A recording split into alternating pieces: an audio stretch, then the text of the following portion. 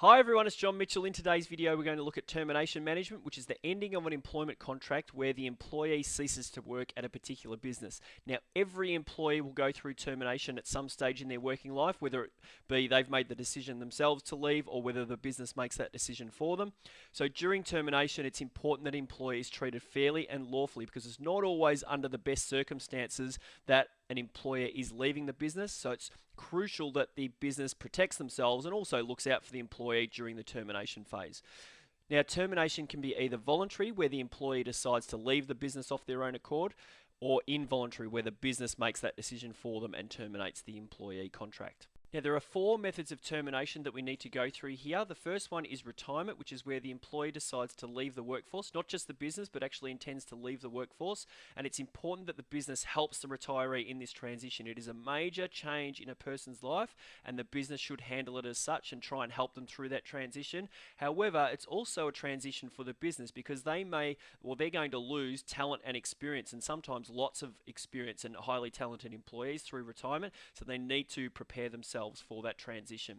Now, entitlements for all these methods, we need to know sort of what the entitlements are. And so employees are entitled to a minimum of 9.5% superannuation being paid to them during their working time. And then obviously when they hit retirement age, they can take that and use that to live off. But also they're allowed to take any accrued entitlements such as annual leave or long service leave during their retirement. Transition issues, as I said, retirement is a major change in a person's life and it should be handled as such. So for the retiree, some transition issues that can help counselling, providing counselling to the employee to really help their mental state and help them through that major shift in their life. Investment advice services, bringing them in and helping the retiree to decide what they're going to do with their superannuation. They may have a large sum of money in their superannuation. They need to decide what to do with that, whether they take a pension, whether they take a lump sum, all those kinds of decisions. Also, lifestyle counselling, because it is a major lifestyle change in a person's life, and so helping them through that. Now, for the business, as I said, they're going to lose talent and experience, and so they need to implement succession planning so that when someone does retire, hopefully there's someone prepared and ready to step into that role. The next termination method is resignation, which is where the employee voluntarily leaves the business. Now, a person may decide to do that for a number of reasons, such as being promoted by another business, better conditions or better pay elsewhere. They may want to change their career or be bored with their current job, and any other number of reasons. But it's important that a business conducts an exit interview to determine what those reasons are. An exit interview is where they just sit the employee down, ask them some questions on the reasons why they're leaving, and maybe some questions on how they think the business can improve. That can give the manager or the business some information. If they see a number of employees leaving for the same reason, then there's an issue or area that they need to rectify so that they can actually retain their talented employees. Now, in terms of entitlements, the employees are entitled to payment for any completed work that they've done and accrued benefits such as annual leave or long service leave, and the business is entitled to be given notice for the resignation, so it could be 2 weeks notice. The amount of notice that it's expected will be set out in the contract that they've signed at the beginning of employment. And again, succession planning is really important during this transition for the business, because if a manager decides to resign or a talented employee decides to resign, the business should be preparing the employees underneath that to be able to step into those particular roles. The next method of termination we're going to go through is redundancy, which occurs when an employee leaves the business because their job no longer exists. That can happen for a number of reasons, and some examples include technological changes, where new technology has come in and taken over an employee's position. The business may decide to go through a restructure and actually change how they structure their employees, which could cause in job losses. Also, poor financial performance may occur, where the business is deciding to cut wage costs and therefore a large number of employees or positions no longer exist, or even a merger where two businesses come together to form one new business, and in order to streamline the jobs, they reduce some of the actual positions within the business. Redundancy can either be voluntary or involuntary. So voluntary where the employee decides to take on voluntary redundancy, or involuntary where the business actually taps the employee on the shoulder. And we'll get into an example of that in a moment. But entitlements, employees are entitled to a redundancy package, which is a payment for the amount of service that they've actually given to the business. Notice, they're entitled to be given notice about when they will go through redundancy, pay and benefits for any work conducted, and they're even entitled to time off to attend job interviews as they try and look for new employment.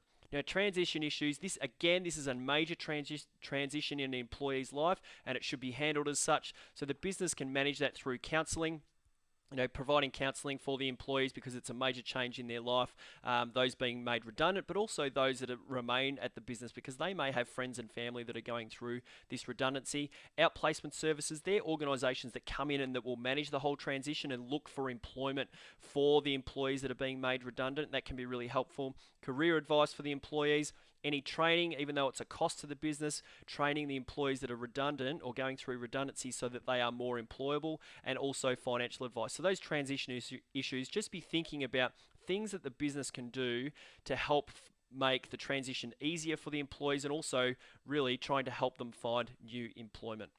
Now, just an example of voluntary and involuntary redundancy. We've got a business here. It could be any business you're thinking of, and it's going through poor financial performance where its costs or expenses are really high. And so a manager may come along and say, well, I'm going to restructure this business and reduce wage costs. And that's the strategy that they've decided to go down. So they're going through redundancy here because there will be a number of jobs lost and no longer available. So they notify the employees that they're going through redundancy.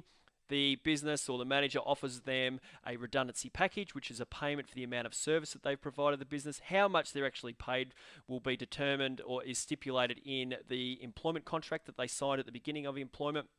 Now, first of all, the business may decide to go through voluntary redundancy, where they say to the employees, well, anyone that wants to take on this package and leave the business, then put your hand up. And so there will be some that take on voluntary redundancy, and therefore they leave the business. They take the package and leave the business. But then there's still some remaining over, so there's still going to be some positions lost. Not everyone's taken up voluntary redundancy, and there's still a number of positions that need to go. So then the business will go through involuntary redundancy, where they make the decision and tap the employees on the shoulder and say that, sorry, but your position is no longer available. Though it's important to note that those that go through involuntary redundancy still receive the redundancy package, so the payment for the amount of service they've been provided. It's just that the business is tapping them on the shoulder rather than the employee making the decision themselves. And so let's say there's still 4 to go, and so those employees are tapped on the shoulder and made redundant. The final method of termination is dismissal, which is where an employer is terminated due to unacceptable behaviour or poor performance. It's an involuntary form of termination where the business is making the decision. There are 2 forms of dismissal. There's summary dismissal, where an employee commits a serious breach of their employment contract. As a result of that, they are able to be dismissed immediately without notice. So there's just some examples there. Theft, sexual harassment, any serious breach of occupational health and safety standards or policy. Also, on notice dismissal is the second form, where an employee is not performing to the level that they're expected, and therefore they're given notice and an opportunity to improve their performance. However, if over time this continues, then they can be dismissed on notice. Now, the entitlements: employees are entitled to any pay or accrued benefits that they've had during their time of work that they have performed, such as annual leave and also long service leave, and obviously any pay that they have actually done for work that they have done. And transition issues, it's important to be sensitive and also confidential during the times of dismissal. So not telling people why someone was dismissed or anything like that. All that stuff needs to be kept confidential. Now, unfair dismissal, it's important that a business or the HR manager or whoever it is dealing with the termination, that they are aware of unfair dismissal, because unfair dismissal occurs when an employee has been dismissed in any harsh, unjust or unreasonable manner. So it could be things like absence of work due to illness or injury. You can't dismiss people on that.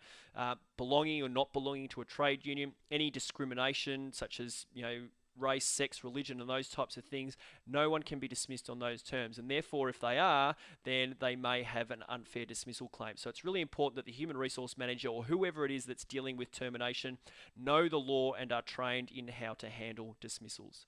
So just to recap, the termination phase that we've gone through, 4 methods of termination: the voluntary methods of termination, such as retirement, resignation, and then we went through redundancy, which can be either voluntary or involuntary, and then dismissal, which is the involuntary method of termination, and we went through summary dismissal and dismissal on notice. So for questions, activities, and to find out more about our Unit 4 and exam preparation lectures, then come on over to teachingbubble.com.